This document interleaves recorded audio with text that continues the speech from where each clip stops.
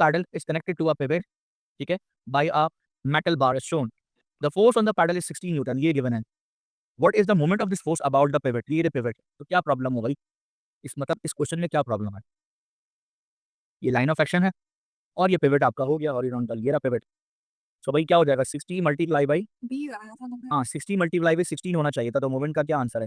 60 multiply by क्या 16 हो जाएगा। अच्छा वो सेंटीमीटर में तो उसे कन्वर्ट कर लो, 0.16 कर लो।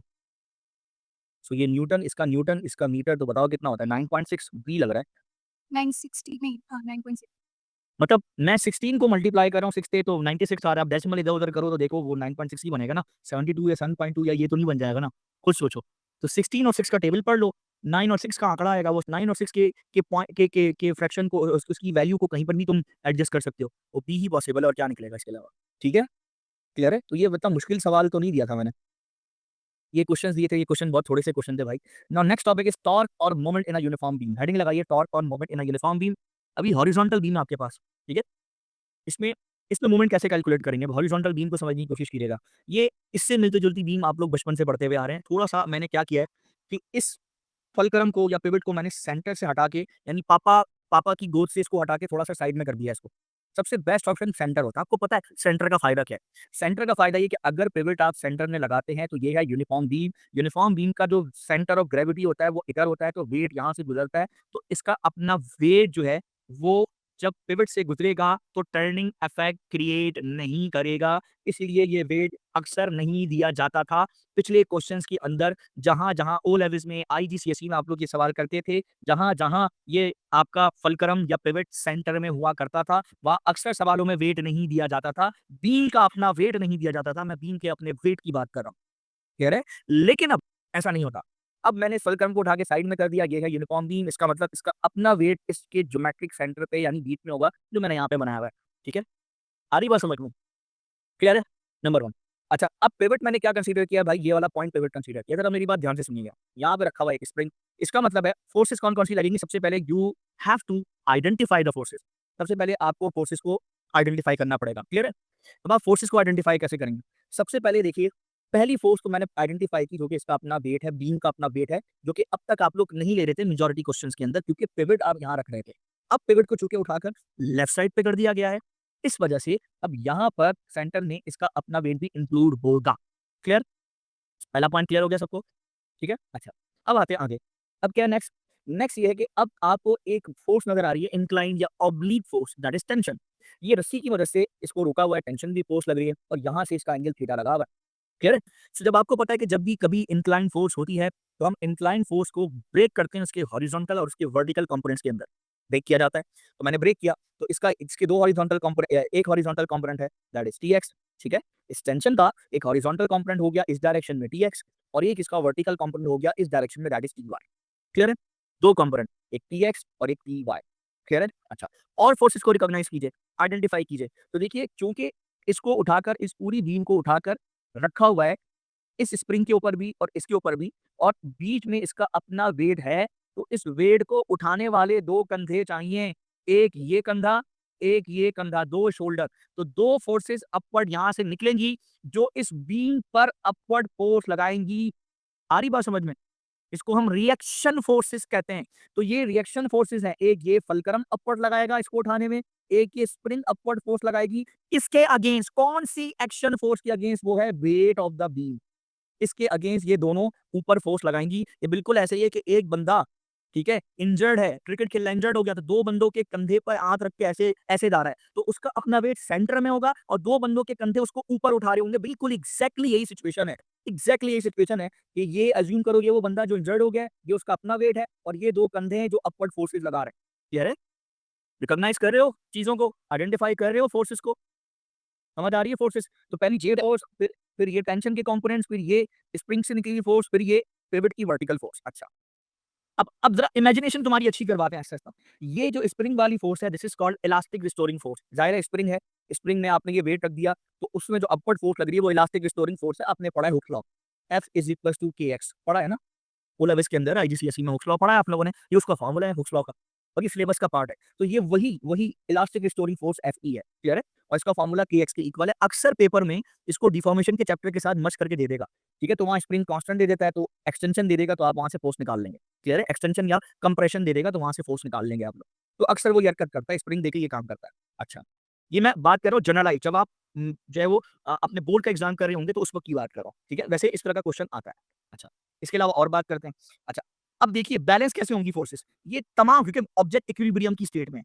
तो और वी नो दैट कि इक्विलिब्रियम का पहली कंडीशन होती है sum of all the forces must be equals to 0 which are acting on an object, ठीक है? वो मस्ट बी इक्वल्स टू 0 होनी चाहिए, ठीक है?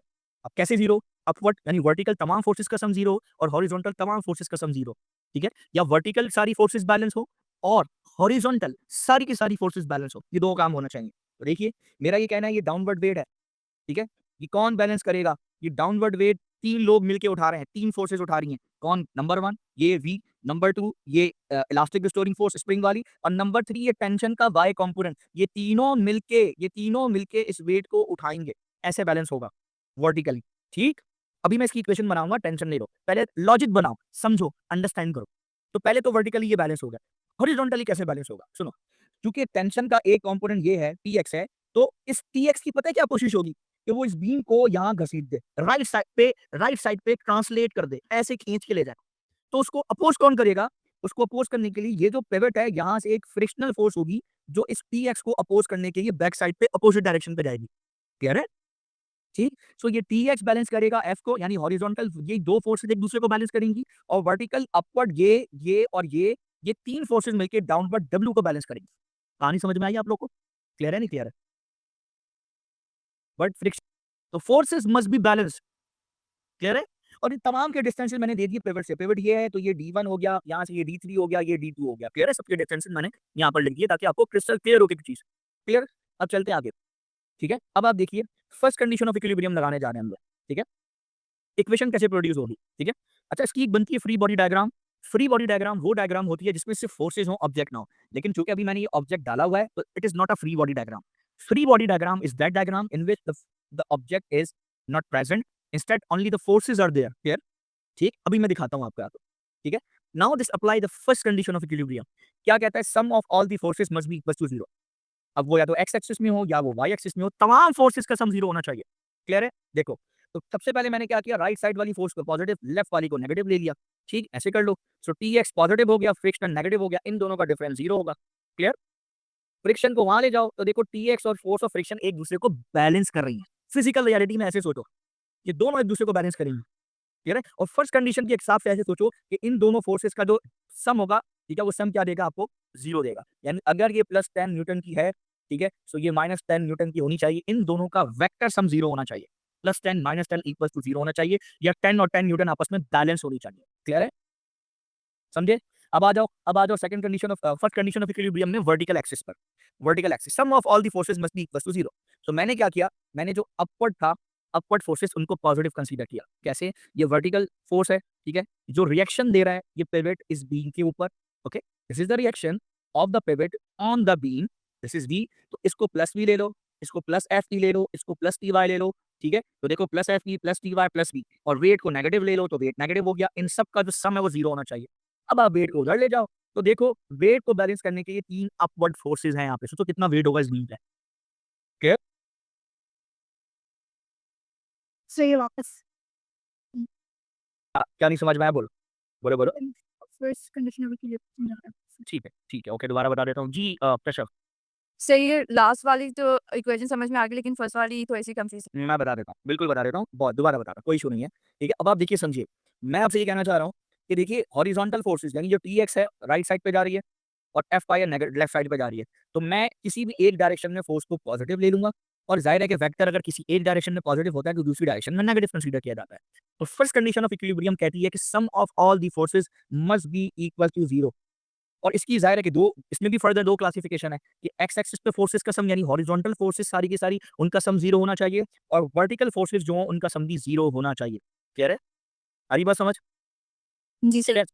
अब मैंने राइट साइड पे Tx को पॉजिटिव लिया, तो जाहिर है कि फोर्स ऑफ फ्रिक्शन नेगेटिव हो जाएगी। तो प्लस Tx होगा, जब मैं इक्वेशन बनाऊंगा तो प्लस Tx लिखूंगा, माइनस F लिखूंगा, और इन दोनों का सम क्या होगा बेटा? 0 होगा। क्लियर है? आ रही बात समझ? सही है सर। और जब मैं इस फ्रिक्शनल फोर्स को राइट साइड पे शिफ्ट करूंगा, इक्वेशन के उधर ले आऊंगा, तो ये नेगेटिव साइन चेंज हो जाएगा पॉजिटिव में, तो Tx इक्वल्स टू F हो जाएगा। अब फिजिकल रियलिटी में कैसे सोचोगे? इसका मतलब है कि राइट साइड पे जो फोर्स ऑफ जो टेंशन का हॉरिजॉन्टल कंपोनेंट है, वो इस लेफ्ट साइड पे फ्रिक्शनल फोर्स, खुद को फोर्स बैलेंस कर रहा है, उसे अपोज कर रहा है, यानी ये दोनों एक दूसरे को अपोज कर रहे हैं। सारी बात समझ में, ये है फिजिकल रियलिटी में ये कॉन्सेप्ट है। जी कश्यप करिए। सर तो भी आपके एज जो आपके टीएक्स है एक में से कोई नेगेटिव होगा ना? कोई एक नेगेटिव कर लें, किसी भी एक की डायरेक्शन को नेगेटिव कंसीडर कर लें, तो मैंने राइट वर्ड को पॉजिटिव ले लिया, लेफ्ट वर्ड को नेगेटिव ले लिया, आपकी मर्जी है। आप इसको पॉजिटिव लेके इसको नेगेटिव भी कंसीडर कर सकते हैं, कोई मसला नहीं है, रिजल्ट एक ही आना है। क्लियर है? जी सर। जी। सो इसको पॉजिटिव इसको नेगेटिव करें और फिर उसको वहां ले जाए बैलेंस करने, तो दोनों चीजें बैलेंस, दोनों फोर्सेस बैलेंस है। ठीक है, ये फोर्स Tx और F, ठीक है, तो ये F जो है वो लेफ्ट साइड पर अप्लाई हो रही है और Tx जो है वो राइट साइड पे अप्लाई हो रही है, ये दोनों की डायरेक्शन है। क्लियर है? दोनों बैलेंस है, अपोजिट डायरेक्शन में। क्लियर है? अब y एक्सिस पर आइए, सम ऑफ, ये सिग्मा का सिंबल होता है सम के लिए, तो sum of all the forces acting on vertical axis must be equal to 0। कैसे? अगर मान लीजिए, समझाने के लिए एक वैल्यू रख रहा हूं, आपको समझ में आए, मान लीजिए ये है 10 न्यूटन, ये फोर्स है 20 न्यूटन, ठीक है, ये टेंशन का वाई कंपोनेंट है 30 न्यूटन, सबको प्लस ले लीजिए, और वेट अकेला जो है वो 60 न्यूटन है, तो इसको माइनस ले लीजिए। तो देखिए इन सबका वेक्टर सम 0 कैसे होगा? देखिए 10 20 कितना होगा? 10 प्लस 20 प्लस 30 कितना होगा? 60। तो 60 अपवर्ड है और वेट 60 डाउनवर्ड है, तो ऊपर का प्लस 60, डाउनवर्ड का माइनस 60, रिजल्टेंट 0 मिलेगा आपको। आ रही बात समझ में? क्लियर है नहीं क्लियर है? सो देखिए, इसलिए तमाम फोर्सेज जो अपवर्ड है उन सबको मैंने पॉजिटिव ले लिया, यानी टी वाई को लिया। देख लो, पहले लिखो नहीं अभी, पहले देख लो। सो टी वाई एफ ई यानी इलास्टिक रिस्टोरिंग फोर्स, और ये वर्टिकल फोर्स, ये तीनों फोर्सेस अपवर्ड लग रही हैं, तो तीनों को मैंने पॉजिटिव कंसीडर कर लिया। वेट कहाँ लग रहा है बेटा? डाउनवर्ड, तो वेट को नेगेटिव कंसीडर कर लिया, और इन सब जाहिर है वो 0 के इक्वल होना चाहिए इक्विलिब्रियम को मेंटेन करने के लिए। आगे सुनो, अब मैंने इस वेट को उठा के राइट साइड पे शिफ्ट कर दिया, तो अब ये इक्वेशन फिजिकल रियलिटी में बन गई। क्या मतलब? फिजिकल रियलिटी का क्या मतलब है कि ये तीन फोर्सेस अपवर्ड बैलेंस कर रही हैं डाउनवर्ड एक फोर्स को, वो है ये इसका वेट, बीम का वेट। तो ये तीन फोर्सेस एक तरफ, ये अपवर्ड है और ये वेट डाउनवर्ड है, ये तीनों मिलके एक वेट को बैलेंस कर रही है वर्टिकली। ठीक है, सीधी। क्लियर है? समझ आया? सर अभी अपने साइन और कोस को नहीं एक्सप्लेन किया ना? किस चीज में, कहाँ पे? सर ये जो नीचे दिखा हुआ है वेयर इन दिस केस वाला, तो उसको अभी कॉपी कर लो बाद में। हाँ, कर लो यार, कभी भी कर लो, कोई मसला नहीं है, अभी कर लो, चलो कोई मसला नहीं है, लो देख लो, लिख लो, कोई इशू नहीं है। सिर्फ मैं इसको बता देता हूँ, देखो बेसिकली टी वाई जो है वो अब एंगल ऊपर से थीटा, थीटा अब एंगल यहाँ से नहीं है, ये बात जहन नशीन कर लो कि अब थीटा एंगल यहाँ से नहीं है। इसका मतलब हुआ, अब तुम्हें इसको अंडरस्टैंड करना पड़ेगा कि ये बेसिकली, मैं बता देता हूँ, ये टेंशन है, ठीक है, ये टेंशन है, और ये टेंशन का बेसिकली वर्टिकल कंपोनेंट है इस एक्सिस के ऊपर, ठीक है, ये है टी वाई। और आप खुद देखो कि जो एंगल है वो आपका यहाँ से थीटा गिवन है, तो जब एंगल यहाँ से गिवन है तो इसके सामने मैं एक ट्राइंगल बना के इसे कंप्लीट कर लूँ, सिर्फ समझाने के लिए, ठीक है। तो जाहिर सी बात है, अगर ये थीटा है तो थीटा के साथ यहाँ पे होता है एडजेसेंट और सामने होता है अपोजिट। अपोजिट किसके अपोजिट होगा? किसके अपोजिट होगा? थीटा के एंगल के अपोजिट होता है, इसे ऑब्जर्वेशन एंगल कहते हैं। इस थीटा के अपोजिट होता है, इसीलिए अपोजिट को अपोजिट कहते हैं। तो अपोजिट और एडजेसेंट जगह चेंज करता है, हाइपोटेनस अपनी जगह पे ही रहेगा हमेशा। अब आप यहाँ पे लगाओ, एडजेसेंट का और हाइपोटेनस का जो रेशियो होता है 100 का टो याद करो, तो उसमें क्या लगेगा? कॉस लगेगा। तो यहाँ पे जो आप लगाओगे cosine, so cos of theta is equal two adjacent upon क्या हो जाएगा? हाइपोटेनस। एडजेसेंट होगा टी वाई और ये होगा टी। सो देखो टी वाई अब टी कॉस थीटा होगा, टी साइन थीटा नहीं होगा, ये बात याद रखना। अब ये दोनों आपस में ये दोनों एक दूसरे के साथ एक्सचेंज कर जाएंगे कॉस और साइन। सो टी वाई के साथ टी कॉस आ जाएगा, ठीक है, और टी एक्स के साथ टी साइन थीटा आ जाएगा। क्लियर है? ठीक है भाई,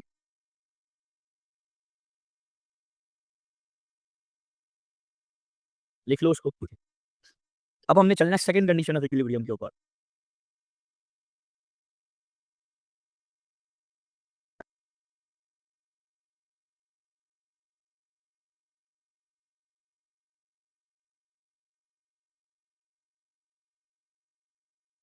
लिख लिया?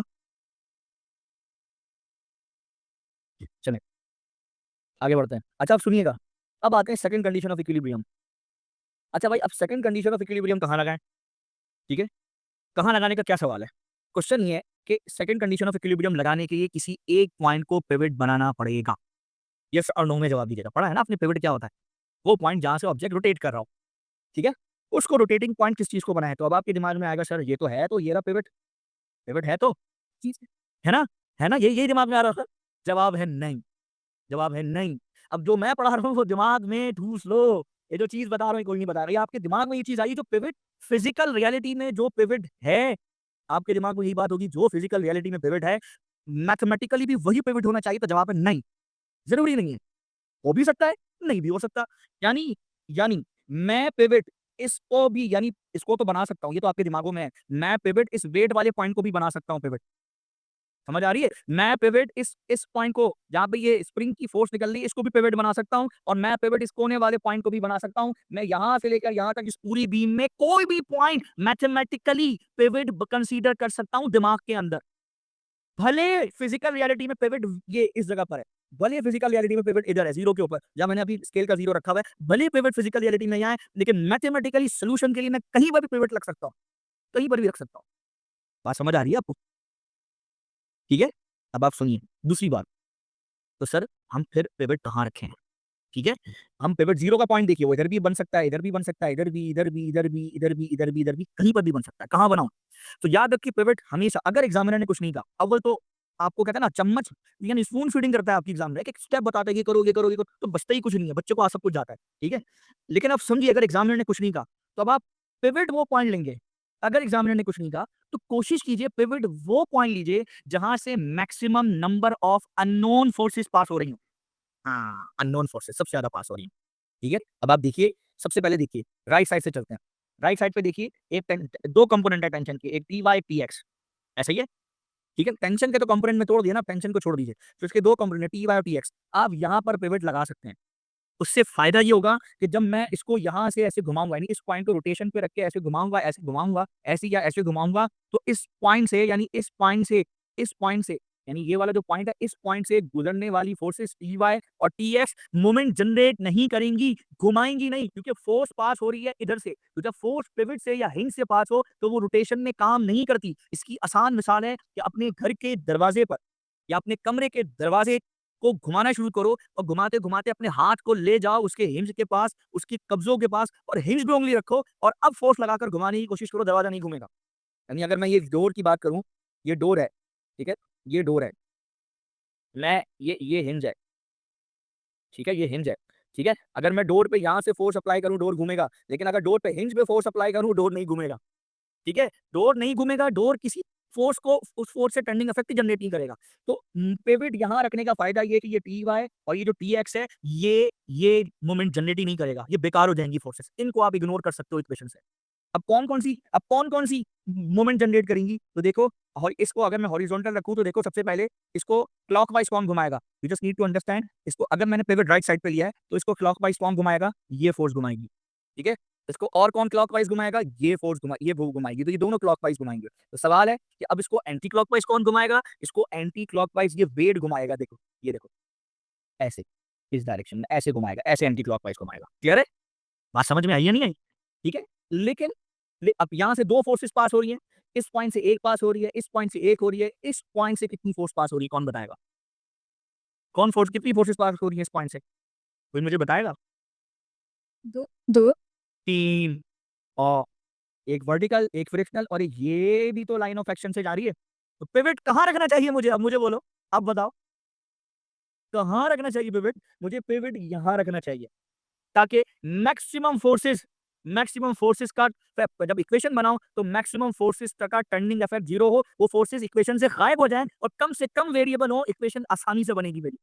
कम से कम अभी मैं बताता हूँ कैसे स्टेप यानी जब मैं इधर पिवट बनाऊँगा, ये फोर्स से टर्निंग इफेक्ट नहीं होगा, इस फोर्स से टर्निंग इफेक्ट नहीं होगा, इस फोर्स से टर्निंग इफेक्ट नहीं होगा। ठीक है? क्योंकि ये तीनों फोर्सेस इस पॉइंट से पास कर रही हैं, इन तीनों से टर्निंग इफेक्ट क्रिएट नहीं होगा। जी हाँ, रखते हो, इस जगह पे रखते हो तो 3 फोर्सेस कौन-सी? अच्छा ये कह रही हो, ठीक है। एक तो ये वर्टिकल फोर्स भी, एक फ्रिक्शनल, एक ये टेंशन Tx, इसका लाइन ऑफ एक्शन भी तो पीछे लेके जाओ, ये भी तो इधर से पास होगी। ऐसे ऐसे ही है ना? मैंने कहा लाइन ऑफ एक्शन चेक करो, चाहे आगे चाहे पीछे, आगे-पीछे कहीं पर भी पिवट से पास नहीं होनी चाहिए, उसका लाइन ऑफ एक्शन चेक करो। क्लियर? ठीक है। तो ये पॉइंट से इधर भी फोर्सेस, इधर भी फोर्स, इधर भी 3 ये 3 फोर्सेस अच्छा मज़े की बात, अब मैं तुम्हें समझाता हूँ फिज़िकल रियलिटी में लॉजिकली कि ये 3 फोर्स इसको घुमाएँगी ही नहीं। देखो कैसे? अब देखो, मैंने इधर ये बीम रखा, अब बीम पे यहाँ एक फोर्स लग रही है, तो वो इस बीम को घुमाएगी नहीं, खींचेगी राइट साइड में, यानी इसको राइट साइड में चलाएगी, ट्रांसलेट करेगी, घुमा नहीं सकती इसको। यस और नो? अगर बीम ने यहाँ पे एक रस्सी बांध के ऐसे खींचूं तो ये बीम को ऐसे घसीटेगी, खींचेगी, लेकिन उसे टर्न नहीं कर सकती। यस और नो? जी। तो वैसे भी फिजिकल रियलिटी में ये घुमा नहीं सकती, तो ये बेकार। अगर पिवट यहाँ हो तो, अगर पिवट यहाँ हो तो इसकी बात कर रहा हूं तो। अच्छा, नंबर 2, ये वर्टिकल फोर्स क्या करेगी? इस बीम को यहाँ से ऊपर उठाएगी, इस पॉइंट से। यस और नो? तो ऊपर उठा रही है, लेके जा रही है, वर्टिकल मोशन करा रही है, रोटेट नहीं करा रही। यस और नो? तीसरा, ये फोर्स ऑफ फ्रिक्शन, ये इसको यहाँ से इधर लेके जा रही है, लेकिन इसे रोटेट नहीं करा रही, घुमा नहीं रही है। घुमाने वाली कौन कौन सी फोर्स है? सबसे पहले तो ये वेट है, इस वेट को देखिए, वेट इसे क्लॉकवाइज घुमाएगा। यस और नो? जी सर। नंबर 2, ये फोर्स देखिए, ये इसे कैसे घुमाएगी? बोलिए, एंटी क्लॉकवाइज घुमाएगी। ठीक है, 2 हो गई। नंबर 3, तीसरी कौन सी फोर्स है? ये टी वाई है, टी वाई भी इसे कहाँ घुमाएगी भाई? इसे एंटी क्लॉकवाइज घुमाएगी। जो 3 फोर्सेज हैं जो मोमेंट जनरेट करेंगी, बाकी फोर्सेज ये और ये किसी काम की नहीं है मोमेंट की इक्वेशन में। सो सारिया, so whatever vertical forces act from pivot don't generate turning. जी नहीं, वर्टिकल की बात नहीं हो रही। कोई भी फोर्स पिवट से पास हो रही हो, उसका लाइन ऑफ एक्शन पिवट से पास हो रहा हो, चाहे वो आगे जाके पास हो, चाहे वो पीछे से पास होता हुआ आ रहा हो, वो फोर्स पिवट से अगर पास हो रही है या उसका लाइन ऑफ एक्शन पिवट से पास हो रहा है, वो फोर्स मोमेंट जनरेट नहीं करेगी। उसको एक मोमेंट की इक्वेशन में, सेकंड कंडीशन ऑफ इक्विलिब्रियम की इक्वेशन में नहीं डालेंगे, फर्स्ट में आ जाएगी वो। फर्स्ट के लिए तो खैर है, फर्स्ट के लिए तो पॉइंट चाहिए नहीं आपको। कह रहे, समझ आई? चलें, आगे चलते हैं। अब इक्वेशन बनाते हैं, सेकंड इक्वेशन। तो वही वाली बात, अब पिवट है, तो ये कर लेते हैं कि आप 2 मोमेंट है पिवट से। मैं यहाँ पे स्केल रख देता हूँ, ठीक है? इधर देखिए, तो अब 2 तरह के मोमेंट है, हमने पिवट रखा है, इस वाले पॉइंट को पिवट कंसीडर किया, ठीक है? सो अब एक तरीका तो ये है कि आप सारे एंटी क्लॉकवाइज मोमेंट निकालें, सारे क्लॉकवाइज मोमेंट निकालें, ठीक है? और उनका डिफरेंस ले लें, वो 0 के इक्वल है। दूसरा तरीका ये है कि आप क्लॉकवाइज मूवमेंट सारे निकालें, ठीक है? क्लॉकवाइज मूवमेंट निकालें और एंटी क्लॉकवाइज मूवमेंट निकालें, इनको बैलेंस कर लें, जैसे आप ओ लेवल्स में करते थे, प्रिंसिपल ऑफ मोमेंट लगाया करते थे। क्लियर है? आप वैसे कर लें, कोई मसला नहीं है। क्लियर है? दोनों तरीके ठीक है। तो आइए, मैं अब लगा रहा हूँ सेकंड कंडीशन ऑफ इक्विलिब्रियम और प्रिंसिपल ऑफ मोमेंट से चलते हैं। तो वो क्या कहता है? Sum of clockwise movement is equal to sum of anti clockwise movement. और पिवट का है हमारा, ये पॉइंट है, इसका कोई भी नाम दे दें, इस पॉइंट का नाम पॉइंट पी दे दें। तो ये पॉइंट पी पे पिवट है हमारा, ठीक है? Pivot is at point P. Clear है? मेंशन कर दिया। चाहे तो आप छोटा सा यहाँ पे पी लिख दें, छोटा सा पी लिख दें, तो समझ आ जाएगा पॉइंट पी पे हमारा पिवट है, ठीक है? तो सबसे पहले तो देखिए, पॉइंट पी पे पिवट है, तो यहाँ पे पी पे पिवट रखेंगे। तो जब पिवट रखेंगे यहाँ पे, तो सबसे पहले देखिए इसे घुमाएगा कौन? इसे घुमाने वाली यानी क्लॉकवाइज कौन घुमाएगा? तो भाई इसको क्लॉकवाइज कौन घुमाएगा? कौन सी फोर्स घुमा रही है क्लॉकवाइज? ये वाला वेट। क्लियर है? ये वाला वेट इस बीम को क्लॉकवाइज घुमाएगा। यस और नो? सिर्फ ये वाला वेट इसको कहाँ घुमाएगा? क्लॉकवाइज घुमाएगा। यस और नो? जी।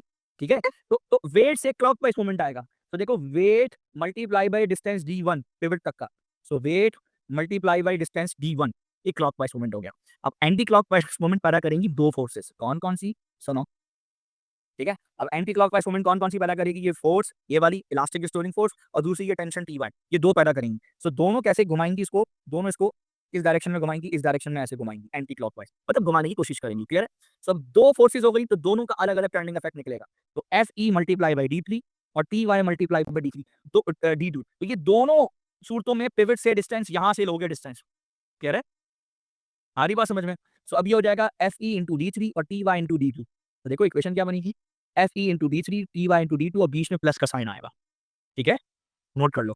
तो हाँ, आपके हाथ ताज़ा-ताज़ा question, summer 24 paper 1 variant 1 question number 15, और ये है एमसीक्यूज़ का क्वेश्चन। मिलता-जुलता क्वेश्चन है, पर मजे की बात है यहाँ पे कोई नीचे स्प्रिंग नहीं लगा हुआ। ठीक है? अब समझना। अब a uniform beam PQ rests horizontally on a support at point S. ठीक है? A rope is attached at one end of the beam. The rope is at an angle of 60 degree to the vertical and exerts a force F in Newton on the beam. ठीक है भाई? What is the moment in Newton meter of the force about the point S? वो कह रहा है point S के about इस force का पॉइंट S के अबाउट मोमेंट कितना होगा? ये बताओ। ठीक है? और F की फोर्स की टर्म में, F की वैल्यू गिवन नहीं है। तो पहले तो यहाँ पे रखो स्केल, ठीक है? रख दिया, ये रहा पिवट।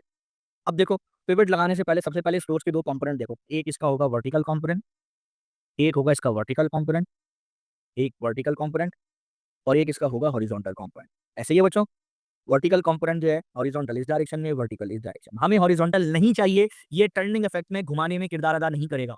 हमने पहले ही आपको समझा दिया है। और ये वैसे भी ये पास कर रहा है कहाँ से? ये पिवट से पास कर रहा है, तो इसको तो लेंगे भी नहीं, देखना भी नहीं, छूना भी नहीं, मोमेंट के अंदर इसको देखना नहीं है आपने। ठीक है? अब इसको देखो, तो टर्निंग इफेक्ट ये जी आ रहा, सर सी।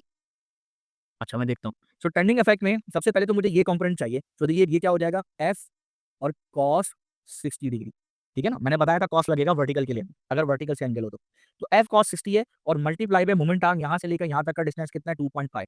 तो ये हो जाएगा आपका, अगर आपने मोमेंट निकालना है पॉइंट एस के अबाउट, तो ये हो जाएगा एफ कॉस 60 डिग्री, ठीक है। ये टी वाई की वैल्यू है या एफ वाई की वैल्यू है।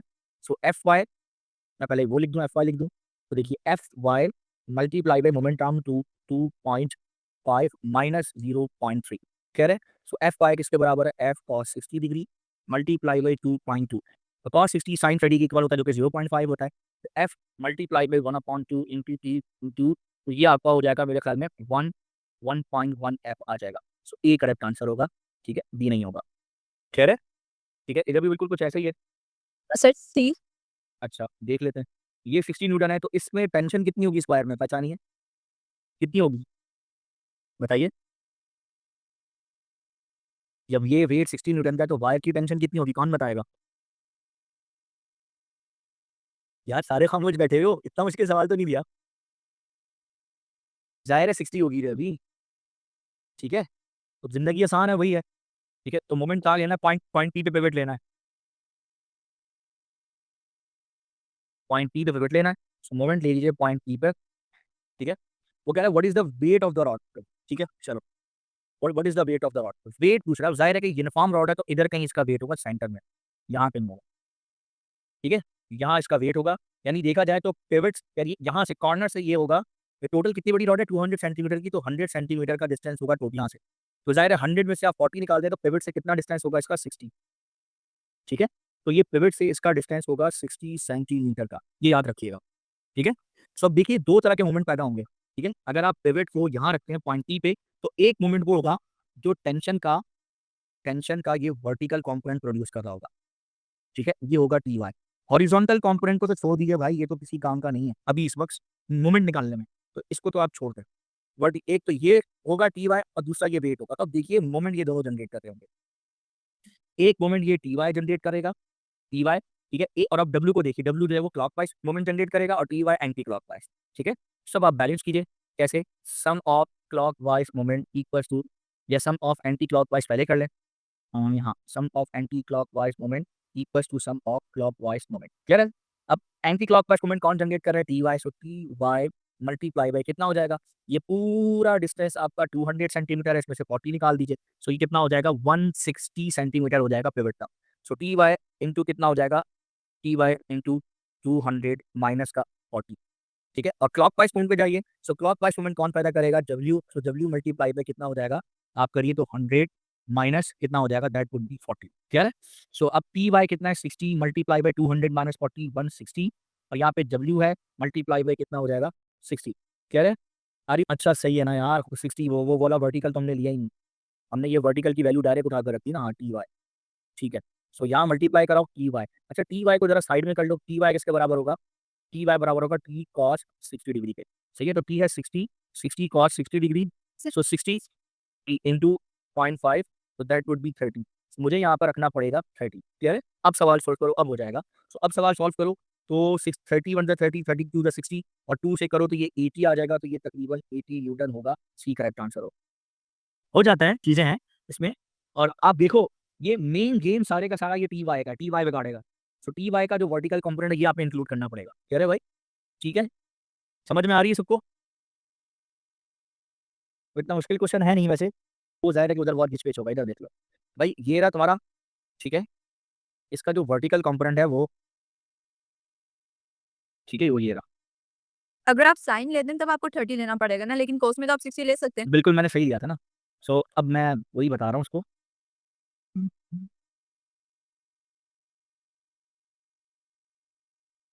ठीक है। सो एंगल जो है वो यहाँ से गिवन है, देखो 30, मैंने एंगल ऊपर से ले लिया 60। सो जाहिर है जब एंगल अगर मैं यहाँ से लूंगा, so T Y is equal to T sine 30 degree होगा। और अगर 60 दूंगा, सो 60 के केस में मुझे ये लेना पड़ेगा, T Y is equal to T cos 60 degree. तो मैंने सही लिया था पहले, सही तो लिया था, कॉस 60 ऊपर से ले लिया, कोई प्रॉब्लम नहीं है, सही किया था। ये क्वेश्चन ऐसे ही है, इनमें टाइम लगेगा वो थोड़ा सा, और टेक्निकलिटीज तो है नो डाउट, ठीक है भाई। ये एक क्वेश्चन है, ये आप लोग कीजिए। अभी के अभी। Right read it's summer 23 paper 2 variant 1 question number 2। अच्छा, इधर एक चीज़ है जो मैंने बतानी है आप लोगों को, ज़रा देखिए। यहाँ पर जो सपोर्ट है, जो ये लगा हुआ है सपोर्ट में, ये जो कॉर्ड लगी हुई है या धागा बंधा हुआ है, वो ऊपर नहीं है, ये नीचे की तरफ है। देखो, अगर ये ऊपर होता ना तो इसके 2 कंपोनेंट, एक तो हॉरिजॉन्टल होता Tx और एक वर्टिकल ऊपर होता Ty। लेकिन चूंकि ये नीचे की तरफ बंधा हुआ है, ऐसे है, तो इसका मतलब है इसका एक हॉरिजॉन्टल कंपोनेंट Tx तो इधर होगा, लेकिन वर्टिकल कंपोनेंट इसका डाउनवर्ड होगा। हाँ, अब वर्टिकल डाउनवर्ड होगा, दिमाग में रखना ये बात। समझे नहीं समझे बच्चों? बस। अच्छा, एक और चीज़, चूँकि पहले मैंने यहाँ पर इसको सिर्फ़ इधर रखा हुआ था, कहाँ गया? इधर हिंज पर, हिंज कहाँ चला गया? इसे हिंज पर, हिंज नहीं था, सिर्फ़ रखा हुआ था, ठीक है? तो फ्रिक्शन फ़ोर्स थी। अब मसला ये है, यहाँ पर अगर मैं ये Tx करता हूँ, तो Tx को अपोज़ करने के लिए एक और फ़ोर्स आएगी, लेकिन वो फ़ोर्स ऑफ फ्रिक्शन नहीं होगी, अब वो रिएक्शन होगा। ओ नहीं, फ़ोर्स तो होगी, लेकिन वो फ़ोर्स ऑफ रिएक्शन होगा, फ्रिक्शन नहीं होगी, क्योंकि हिंज आ गया है, यहाँ पे हिंज है, सही है? तो हिंज में रिएक्शन होता है बेटा। क्लियर हो गई? आ रही बात समझ में? तो फोर्स लाज़मी होगी, लेकिन इस Tx को अपोज़ करने के लिए इस डायरेक्शन में फोर्स लाज़मी होगी, लेकिन ये दिमाग में याद रखिएगा बस। अब आप इस क्वेश्चन को सॉल्व कीजिए, आसानी से क्वेश्चन सॉल्व होगा। क्वेश्चन रीड कर लीजिए। और टीम दिया हुआ है जो कि इक्विलिब्रियम में, और मैं सिर्फ इसको सुपरफिशियली देख रहा हूँ। Show that the vertical component of the tension is 2.4। तो इसका वर्टिकल कंपोनेंट ज़ाहिर है कि वो डाउनवर्ड डायरेक्शन में होगा। सो आप साइन, यहाँ पे अगर साइन लगाना चाहें साइन लगाएँ, तो 4.8 sin 30 कर लें या 4.8 cos 60 कर लें, दोनों सूरतों में सेम आंसर आएगा। सही है? तो 4.8 का आधा जो है वो 2.4 होता है, तो ज़ाहिर है ये ज़मानी 2.4 आ जाएगा। तो इतना प्रॉब्लम नहीं होना चाहिए आप लोगों को, ठीक है? तो अगर आप देखें वर्टिकली डाउनवर्ड, सो चाहें तो इधर बना लें। सो ये Ty is equals to 4.8 sin 30, तो that would give you 2.4 newton. तो देखिए ये 2.4 न्यूटन आ जाएगा, क्लियर है? By taking the moment about the hinge determine the weight of the beam. तो कह रहा है कि वेट ऑफ द बीम को कैलकुलेट करें। सो भाई वेट ऑफ द बीम को कैसे कैलकुलेट करेंगे? तो अब आपने कुछ नहीं करना, अब आपने देखना है कि ये क्लॉकवाइज मोमेंट कौन जनरेट कर रहा है। तो देखिए, you know that clockwise moment कौन जनरेट करेगा? इसका एक क्लॉकवाइज, अच्छा यहाँ से फोर्स आएगी अपवर्ड, मैंने आपको उसको भी बताया था कि इसमें इलास्टिक रिस्टोरिंग फोर्स होगी जो अपवर्ड लगेगी, स्प्रिंग होगा अगर तो, क्लियर है? सो ये इसमें कौन सी फोर्स पैदा करेगी इसमें, ठीक है जी? ये फोर्स कहीं ना कहीं गिवन होगी लास्ट में, पढ़िएगा इसको। वो कह रहा है कि weight of the beam calculate करो। सो वेट ऑफ द बीम, यहाँ पे पिवट लेने हैं, ये अपवर्ड फोर्स है, ये वेट है, ये 0.3 न्यूटन गिवन है, ये 4.8 गिवन है। सो कितने आपके मोमेंट होंगे डाउनवर्ड, मतलब क्लॉकवाइज मोमेंट कितने होंगे जी बच्चों? सो क्लॉकवाइज मोमेंट कितने होंगे जरा देख लीजिए। सो इसमें क्लॉकवाइज मोमेंट पैदा करने वाली ये एक फोर्स होगी, और एंटी क्लॉकवाइज मोमेंट पैदा करने वाली ये दो फोर्सेज होंगी। W होगा, 0.3 होगा, 4.8 होगा, ठीक है? तो ये तीन फोर्सेज क्लॉकवाइज करेंगी और ये एक एंटी क्लॉकवाइज पैदा करेगी, क्लियर है? सर हो गया। सबका हो गया? ठीक है, मैंने गाइड करना था, ये क्वेश्चन जाहिर है कि मैं तो नहीं करूंगा, मैंने आपको दिया है करने के लिए। तो आप मुझे आंसर बता दीजिएगा फाइनल, और सब अपने अपने आंसर्स मैच कर लें। वेट कितना आ रहा है, वेट ऑफ द बीम कितना आ रहा है? 1.6 मीटर।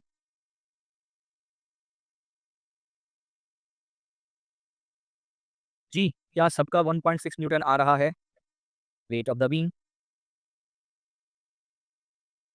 ये जी, ये कंप्रेस, हाँ ये इलास्टिक रिस्टोरिंग फोर्स दी हुई है, ये दी हुई है 8.2, ये 8.2 न्यूटन दी हुई है। वेट आपने निकालना है, तो बहुत आसान हो गया, अब तो जिंदगी आसान हो गई। सो ये आपको, ये जो डाउनवर्ड फोर्स है ये 2.4 दी हुई है, ये हो गई 2.4। सो देखिए, ये क्लॉकवाइज मोमेंट, ये क्लॉकवाइज मोमेंट, ये क्लॉकवाइज मोमेंट पैदा करेगी, और ये क्या पैदा करेंगे, एंटी क्लॉकवाइज। तो मेरे ख्याल में इतना मुश्किल सवाल नहीं है। क्या क्या? 1.6। जी जी बोलिए। हाँ 1.6 बिल्कुल ठीक, बिल्कुल सही, correct 1.6। The spring of A Hooke's law, elastic potential energy of 0.3 joule, calculate the compression of the spring. मैंने कहा था ना इस तरह का सवाल देता।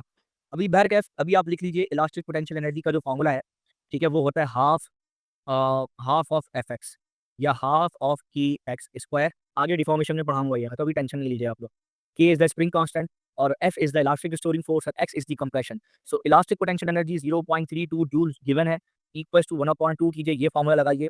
इलास्टिक रिस्टोरिंग फोर्स कितनी दीजिए, 8.2 मल्टीप्लाई बाई क्या निकालना है आपने, एक्स की वैल्यू। सो एक्स की वैल्यू को एक तरफ कीजिए, 0.32 मल्टीप्लाई बाई 2 डिवाइडेड बाई 8.2, बताइए आंसर कितना है?